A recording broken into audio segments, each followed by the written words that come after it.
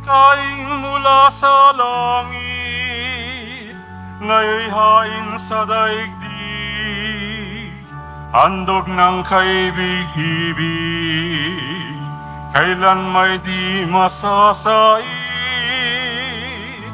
paghahain ni lahat, mga inalay ni Isak, ang korderong nagliligtas, ang mana ng nagsilikas, pastol naming mapagmahal, kami iyong kaawaan, gawing dapat makinabang, sa pagkaing iyong alay, hanggang langit ay makamtang, magagawa mo ang lahat, upang tanan ay maligtas, akayin mo sa iyong hapak, lahat kami iyong alagad, sa buhay mong walang wakas.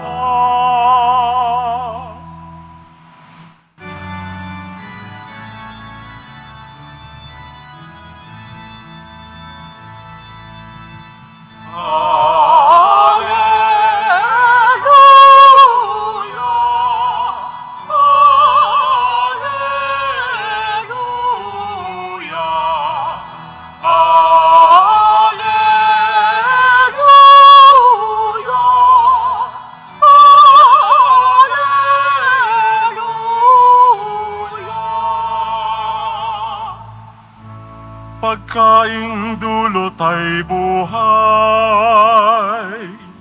si Jesus na poong mahal, buhay natin siya kailanman.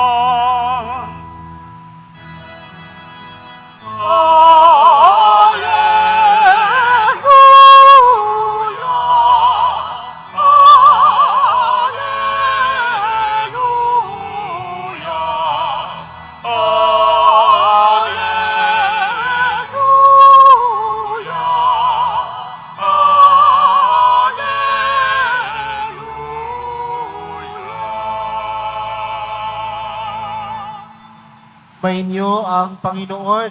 At sumaiyo rin. Ang mabuting balita ng Panginoon ayon kay San Marcos. Papuri sa iyo, Panginoon. Unang araw ng pista ng tinapay na walang lebadura, araw ng pagpatay ng kordero para sa Paskwa. Tinanong si Jesus ng kanyang mga alagad, "Saan po ninyo ibig na ipaghanda namin kayo ng hapunang Pampaskwa?" Inutusan niya ang dalawa sa kanyang mga alagad, "Pumunta kayo sa bayan. May masasalubong kayong isang lalaki na may dalang isang bangang tubig. Sundan niyo siya sa bahay na kanyang papasukan at sabihin ninyo sa may-ari, ipinatatanong po ng guro kung saang silid siya maaring kumain ng hapunang Pampaskwa." Kasalo ng kanyang mga alagad. At ituturo niya sa inyo ang isang malaking silid sa itaas na mayroon ng kagamitan. Doon kayo maghanda pa rin para sa atin. Nagtungo sa bayan ng mga alagad at natagpuan nga nila roon ang lahat, gaya ng sinabi niya sa kanila, at inihanda nila ang hapunang Pampaskwa. Samantalang sila'y kumakain, dumampot ng tinapay si Jesus, at matapos magpasalamat sa Diyos ay kanyang pinaghati-hati at ibinigay sa mga alagad. "Kunin ninyo, ito ang aking katawan," wika niya. Hinawakan niya ang kalis, at matapos magpasalamat ay ibinigay sa kanila, at uminom silang lahat.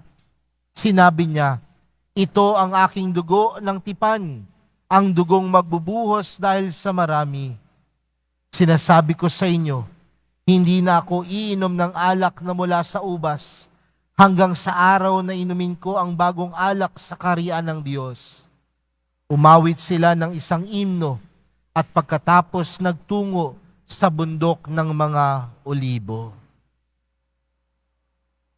Mga kapatid, ang mabuting balita ng Panginoon.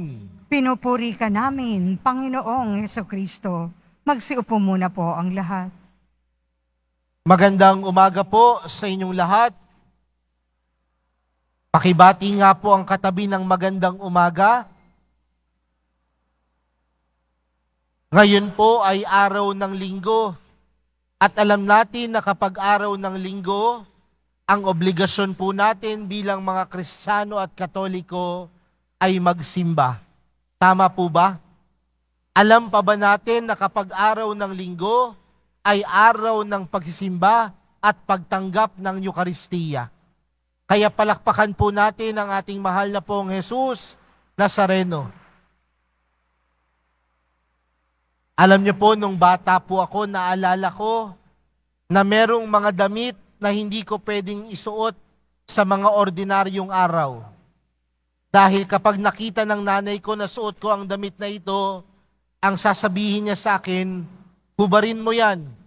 Dahil yung damit na yan, pangsimba mo yan. Tama po ba? Naalala niyo yon? Dahil meron tayong mga damit na kailangang gamitin pangsimba. At ito yung pang-espesyal. Dahil ang araw ng linggo ay araw ng Diyos. At kung ito ay araw ng Diyos, dapat ito ay maganda. Dapat ito ay pinaka-espesyal. Sana po wag nating kalimutan iyon. At wag lang natin tingnan na ito ay isang obligasyon, kundi makita natin na ang araw ng linggo ay ang araw ng ating pakikipagtagpo kay Jesus. Mga kapatid, kailan po tayo huling nangako sa Diyos? Naalala niyo pa ho ba yung panahon, oras at pagkakataon na kayo po ay nangako sa Diyos? Marahil ang mga pangako natin sa Diyos ay ganito: Panginoong Jesus Nazareno, magbabagong buhay na po ako. Pangako. Yan ho ba? Panginoong Jesus Nazareno, hindi na po ako magkakasala. Pangako. May mga pangako tayo na binibitawan sa Diyos. Pero ang tanong, ang mga pangako po ba na ito nagagawa natin? O ang mga pangakong ito napapako? Bakit ko sinisimulan sa ganitong pamamaraan ng ating pagninilay ngayong umaga? Dahil kailanman ang pangako ng Diyos kanyang tinupad. Kailanman ang Diyos nanatiling tapat sa kanyang pangako. Sa atin pong unang pagbasa, napakinggan po natin ang kwento ni Moises. At tandaan natin ang Diyos ay nangako sa bayan ng Israel. At ano ang pangakong binitawan ng Diyos sa bayan ng Israel? I will be your God and you will be my people. Ako ang inyong Diyos at kayo ang piniling bayan ng Israel. Sa madaling salita, ang pangako ng Diyos, kailanman hindi sila pababayaan. Kailanman hindi sila iiwan. Kaya nga nakita ni Moises na may pangako ang Diyos. Kaya ano ang ginawa ni Moises? Nakipagtipanan siya sa Diyos. At sa ating unang pagbasa, anong klaseng pagtitipan ang ginawa ni Moises? Kinuha niya ang dugo ng isang hayop at iwinisik ang dugo na ito sa tao. It was sprinkled to the people. Pero tandaan natin, nung nakipagtipan ng Diyos sa tao, hindi na lamang dugo ng hayop ang kanyang ipinagkaloob. Ano ang ipinagkaloob ng Diyos? Ang dugo ni Jesus.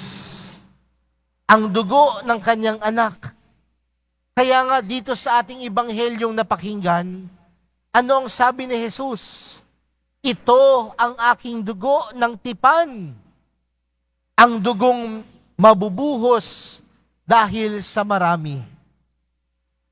Tandaan natin mga kapatid, mula sa dugo ng hayop, pinalitan sa dugo ni Jesus. Ang pagtitipan ng Diyos sa tao at ang pakikipagtipan ng tao sa Diyos. Ano ho ba ang pakikipagtipan? Ang pakikipagtipan ay hindi lamang isang kasunduan, kundi ang isang pakikipagtipan ay pagpapakita ng pagmamahal ng Diyos sa atin.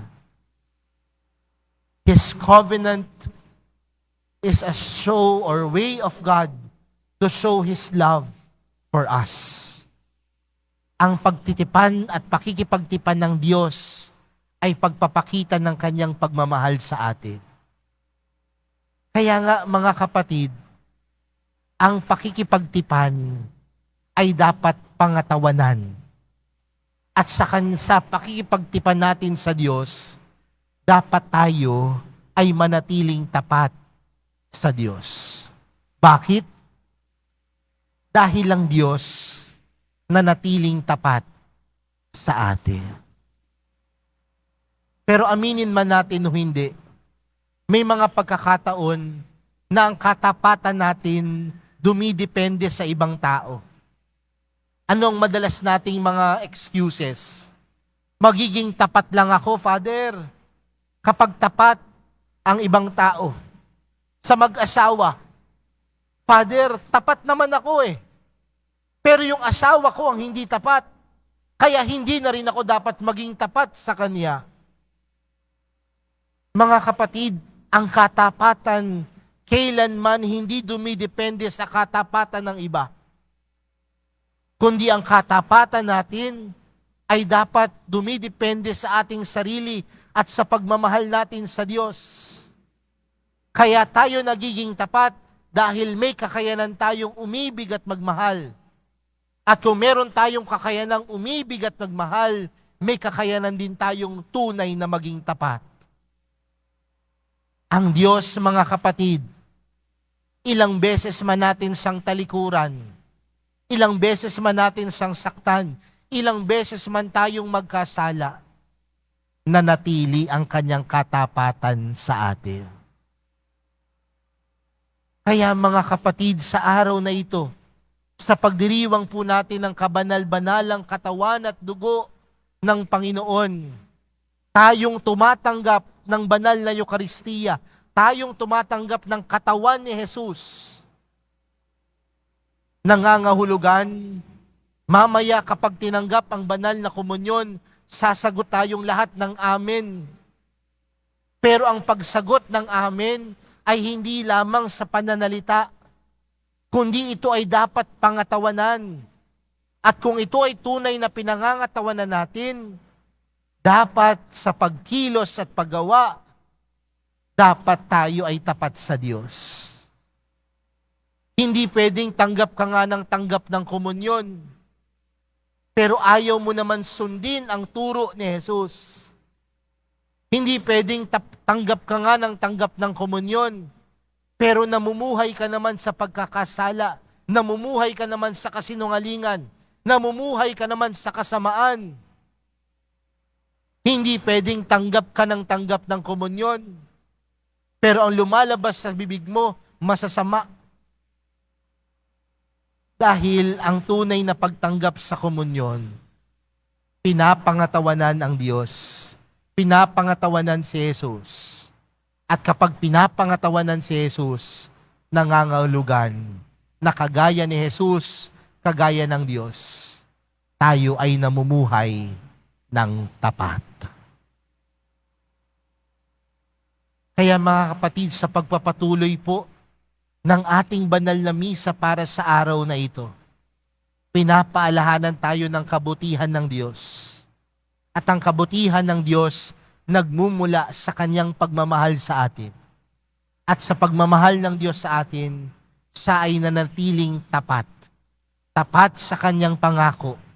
Tapat sa kanyang pagmamahal para sa ating lahat. At kung ganoon katapat ang Diyos, tinatawagan din tayo na tumatanggap sa Kanya sa pamamagitan ng Eucharistia na mamuhay din ng tapat. At ang pamumuhay ng tapat ay pamumuhay ng may kakayanang umibig kagaya ng Diyos. Uulitin ko mga kapatid, ang katapatan hindi dumidepende sa iba, kundi ang tunay na katapatan ay nakukuha sa kakayanan nating umibig sa Diyos. Ang umiibig sa Diyos, namumuhay ng tapat. At ang namumuhay ng tapat, tunay na umiibig sa Diyos. Sa pagpapatuloy ng ating banal na misa, sa tulong ng Eukaristiya na nagbibigay sa atin ng lakas, yan ang ipanalangin natin kay Jesus. Yan ang ipanalangin natin sa Diyos. Mahal na pong Jesus Nazareno, turuan niyo po kaming mamuhay ng tapat. Amen.